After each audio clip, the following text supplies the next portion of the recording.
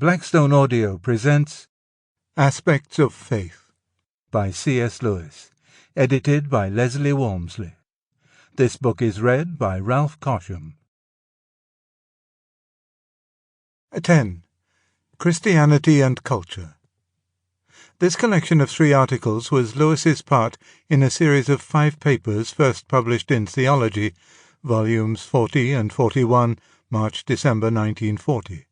It is now in Christian Reflections, 1998. The other writers were S. L. Bethel and E. F. Carrett, Replies to Mr. Lewis, and George Every, In Defense of Criticism. If the heavenly life is not grown up in you, it signifies nothing what you have chosen in the stead of it, or why you have chosen it. William Law. 1. At an early age I came to believe that the life of culture, that is, of intellectual and aesthetic activity, was very good for its own sake, or even that it was good for man.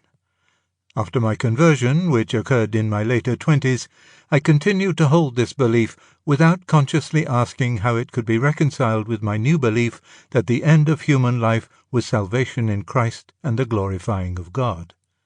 I was awakened from this confused state of mind by finding that the friends of culture seemed to me to be exaggerating. In my reaction against what seemed exaggerated, I was driven to the other extreme, and began, in my own mind, to belittle the claims of culture. As soon as I did this, I was faced with the question, if it is a thing of so little value, how are you justified in spending so much of your life on it? The present inordinate esteem of culture by the cultured began, I think, with Matthew Arnold. At least, if I am right in supposing that he first popularized the use of the English word spiritual in the sense of German geistlich.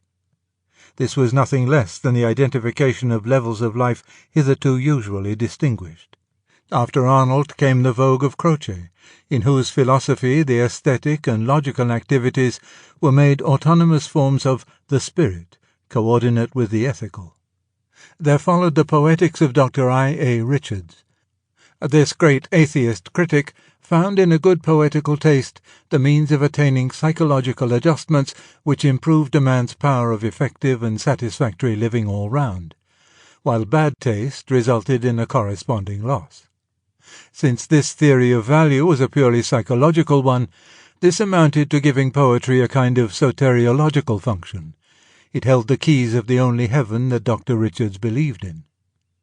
His work, which I respect profoundly, was continued, though not always in directions he accepted.